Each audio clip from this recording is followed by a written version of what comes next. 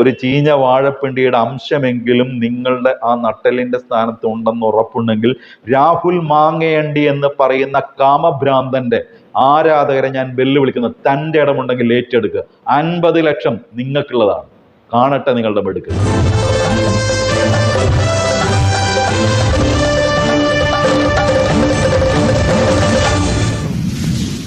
രാഹുൽ മാങ്കൂട്ടത്തിന്റെ ആരാധകർക്ക് 50 ലക്ഷം രൂപ അഥവാ 1/2 കോടി രൂപ സമ്മാനം നൽകുന്ന ഒരു പരിപാടിയുമായിട്ടാണ്. ഇപ്പൊ ചിലര് വരുന്നത് ബെറ്റാണ്, തോറ്റു കഴിഞ്ഞാൽ ഇയാൾക്ക് 50 ലക്ഷം ഇങ്ങോട്ട് കൊടുക്കേണ്ടി വരും. അങ്ങനെയൊന്നുമില്ല കേട്ടോ. ഇത് നിങ്ങൾക്കുള്ള സമ്മാനമാണ്. രാഹുൽ മാങ്കൂട്ടത്തിന്റെ ആരാധകർക്ക്, ഒറിജിനൽ ആരാധകർ എന്ന് വെച്ചാൽ രാഹുൽ മാങ്കൂട്ടം ഒരു തെറ്റും ചെയ്തിട്ടില്ല എന്ന് കരുതുന്ന, ഒരു അധാർമികതയും അദ്ദേഹത്തിന്റെ ഭാഗത്ത് നിന്ന് ഉണ്ടായിട്ടില്ല, എല്ലാം വ്യാജമാണ്, പുറത്തു വന്ന തെളിവുകളൊക്കെ വ്യാജമാണ് എന്ന് കരുതുന്നവർക്കാണ് ഈ 50 ലക്ഷം രൂപ, 1/2 കോടി രൂപ സമ്മാനമായിട്ട് നൽകുന്നത്. രണ്ടാമത്തെ ഒരു ആരാധകരുണ്ട്.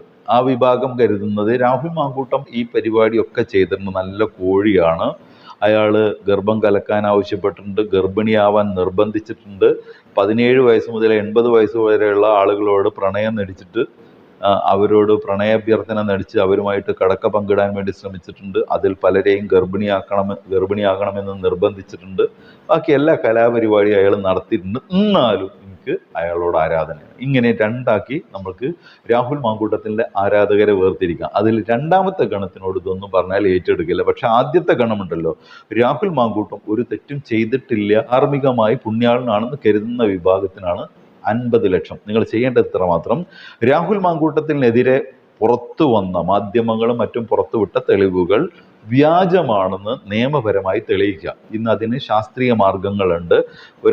ഒരാൾക്കെതിരെ വരുന്ന വോയിസ് ആയാലും വീഡിയോ ആയാലും ചാറ്റുകളായാലും അത് ശാസ്ത്രീയമായി തെളിയിക്കാനുള്ള മാർഗങ്ങൾ കോടതിയിലുണ്ട്. ആ മാർഗം ഉപയോഗിച്ച് അത് തെളിയിച്ച് അദ്ദേഹത്തിൻ്റെതല്ല എന്ന്, ഇത് വ്യാജമാണ് എന്ന് തെളിയിച്ചാൽ, ഈ തെളിവുകൾ വ്യാജമാണെന്ന് തെളിയിച്ചാൽ നിങ്ങൾക്ക് 50 ലക്ഷം രൂപ സമ്മാനം. അപ്പോഴൊരു പ്രശ്നം നിലനിൽക്കുന്നുണ്ട്.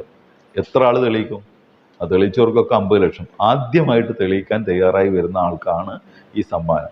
രണ്ടാമതൊരു പ്രശ്നം, ചിലർ പറയാം തെളിയിക്കാനൊക്കെ ഞങ്ങൾക്ക് ഇതുണ്ട്, പക്ഷേ ഈ കോടതി വ്യവഹാരങ്ങൾക്ക് കാശില്ല എന്നാണെങ്കിൽ ആ കാശ് ഞാൻ തരാം വിത്ത് കണ്ടീഷൻ. കേസ് നിങ്ങൾ തോൽക്കുന്ന മുറയ്ക്ക് എനിക്ക് ചിലവായ കാശ് എനിക്ക് തിരിച്ചു കിട്ടണം.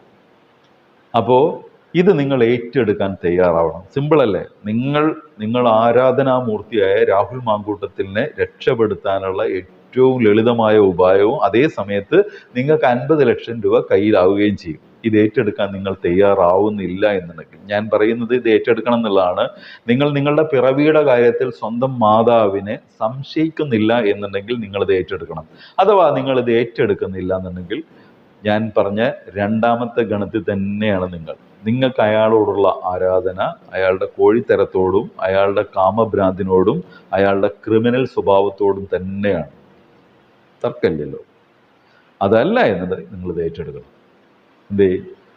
എനിക്കിപ്പോഴും സംശയം, രാഹുൽ മാങ്കൂട്ടം കോൺഗ്രസിനകത്താണോ പുറത്താണോ? കാരണം ഫേസ്ബുക്കും ഇൻസ്റ്റാഗ്രാമും ഒക്കെ കൊണ്ട് തുറന്നു കഴിഞ്ഞാൽ രാഹുൽ മാങ്കൂട്ടത്തിൻ്റെ ആരാധകരുടെ തള്ളലാണ്.